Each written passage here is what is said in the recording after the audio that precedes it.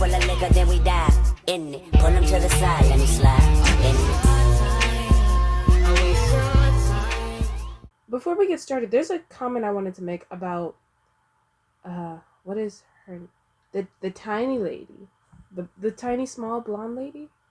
I never know her name. Jade Cargill. You said tiny.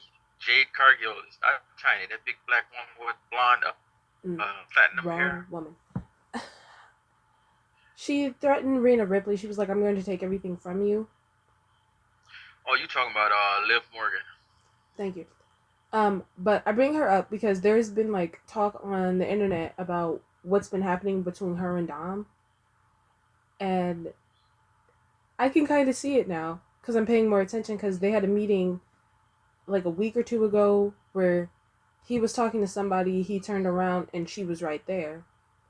And then in another promo for last week, she was coming from the locker room. Like 1 minute later, Dom walks out and people are like, "What's happening?" And you can see it because Jimmy was talking to a reporter, and then those two just come out in the background. So I want to know if like they're planning for him to actually be stolen away by her, or if he blew her off and she walked out angrily. Because this is all like a toss-up. Because you would think he's very devoted to Rhea, but with her out right now, we don't really know. Not to mention that he's young, so. Exactly. So it's like, what is he really here for? Somebody made a comment saying they might do a custody match. You said it yourself. She's gonna take everything away from her, from Rhea. Yeah, and somebody mentioned that they might do a custody match like they did when Dom was a kid. If they do that, that'd be the most weirdest thing, doing a custody match for an adult male. It's possible they might do that. They might call it something different, but basically that'll be it. Yeah, it'd still be the same thing. Very true. Didn't see any of the matches this week. Genuinely have not been. I'm the star. I got things to do. You are not the star. You are a co-host. Get it right. Yeah, I'm the star. You just don't realize it yet. So you want me to tell you what happened on SmackDown and then Raw, or what? Yeah. You got some observations or whatever you want to talk about, or what? I don't have observations yet until you start listing what's happening, because my memory, it's a little foggy until I remember things I've already seen. Yeah, you lucky this ain't live, because I'd steal your show. Oh man, try me. Alrighty, let's see. SmackDown. May the 10th was the second half of the first round of the King and Queen tournament qualifiers. The show started out with Logan Paul and Cody Rhodes cutting a promo for their upcoming pay-per-view match. First match was Naomi versus Nia Jax. Nia Jax won. She squashed Naomi, literally. Then the next match was Baron Corbin, Carmelo Hayes. Carmelo Hayes won that one. After that, let's see, Jade Cargill versus Piper Niven. Jade beat her, but it was a good match though. It lasted a good while. Showed that Jade wasn't perfect, because Piper Niven has a little more experience than Jade, so, and it showed during the match. But she still won. Then after that, as she's going up the ramp, she meets her tag team partner Bianca, who had the next match against Candice LeRae, and they both big up each other, but it leads to the question of what if they have to end up fighting each other. Bianca Belair versus Candice LeRae. Mm-hmm. That was the match after Jade Cargill versus Piper Niven. Jade won her match and Bianca won hers, so they both advanced to the Queen of the Ring tournament, which leads to the question of what if they have to face each other for the Queen of the Ring title. And then, let's see, Angelo Dawkins fought Tama Tonga from the Bloodline and Angelo Dawkins from the Street Profits. Tama Tonga won, and then Solo came in and spiked everybody. Angelo and his partner. Solo is. After that, AJ Styles versus. Huh? I was saying Solo is What were you honestly. about to say? I can't get behind Solo as much as they're trying to push Solo. It's honestly just getting really annoying and kind of boring. I can't root for a guy who's only won one of his matches in the past 2 years. So I'm not really rooting for anything Solo related. Styles versus Randy Orton. Randy won that match. That was a good match too. And that's it for SmackDown.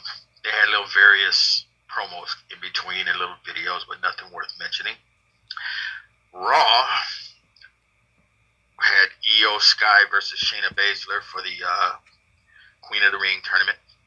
She won versus Shayna Baszler, and that was an upset to me, although they both are equally matched.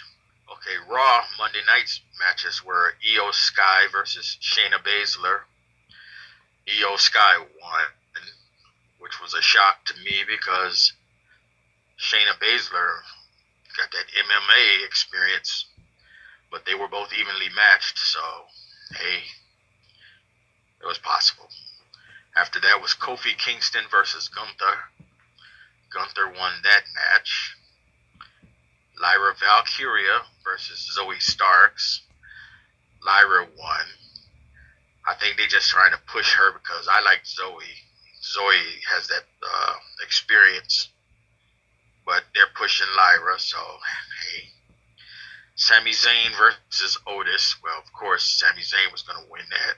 How is Otis going to beat Sami Zayn? He's pretty much just comedy relief right now. Sami Zayn or Otis? Has been for a while. Otis.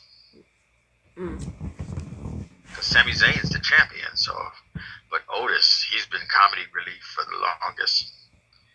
It could because I'm he still had a tag team a long time ago called Heavy Machinery or Heavy Duty. Him and his partner, I don't know why they broke them two up. And then they kept Otis, and the other guy got Futured Endeavor. After that was Becky Lynch versus Dakota Kai, and that ended up being a DQ. The New Catch Republic versus Creed Brothers versus Finn Balor and JD McDonough, and the Authors of Pain. It was a 4-way tag match, and Finn and McDonough won. Then the main event was Jey Uso versus Ilya Dragunov. Jey Uso pulled it out, and that was it for that. There was a little bit of R-Truth comedy, but it wasn't all that hot. It wasn't a big old laugh out loud funny moment saver, But everything seems to be going towards the King and Queen of the Ring. Yeah. I don't have an opinion to that. They're setting up for that pay-per-view. It seems like there's a pay-per-view They got one more at least week once a month. of this stuff, and then to be something special years ago, it sort of lost its luster. They're trying to bring it back. I don't really see a reason for it because with all the belts that they have now, the King of the Ring, it's not that special. It was used as a stepping stone on your way to getting a shot at the big belt. But now there's so many different ways of getting a shot at the belt. It's sort of unnecessary. No, it makes sense. Especially when you got people getting jumped and beat up backstage, and then all of a sudden you get so mad that you didn't all of a sudden earn a right to get a shot at the belt just from jumping somebody in the background or sneaking them. Why go win a belt if you can just sneak somebody backstage, embarrass them, and then make them give you a shot at the belt so they can whoop your ass in front of everybody? Nah, yeah. But it's just, it seems like a pay-per-view is happening like each month, and it takes away from like everything else. Yeah, it does. Because like you want to that's where they make their big money from, other than touring. Yeah, but you want to keep the stories going so people are like interested. Because like us, we're mainly trying to like keep on with the wrestling and the storyline. But we can't do that if there's a pay-per-view each month throwing it off. You got to realize there's more hardcore fans out there. You're not even a real I fan. will fight you. There's people out there who follows this stuff religiously. You just hell, you don't even watch the show, and it's free on TV, and you don't even. We don't have TV. We don't have TV. But that's not the point. You don't even watch wrestling, and you try to talk about people who actually do follow wrestling, and I'm talking about people worse than me. I just watch it to be watching. There's people who watch this stuff and follow it religiously. There are websites and shit devoted. Hell, you started this because you was devoted to the bloodline, but you don't even watch them wrestle. You just like what they look like on Instagram. Two things. How dare you come for me? Second thing, I did come just for Roman, and now I'm actually interested in WWE again, so fight me. I don't have to. I think I just whooped you already. Okay, I'm ending it here, but I want you to know I'm coming to your place, and I'm kicking you down. Bring it. 'Cause I don't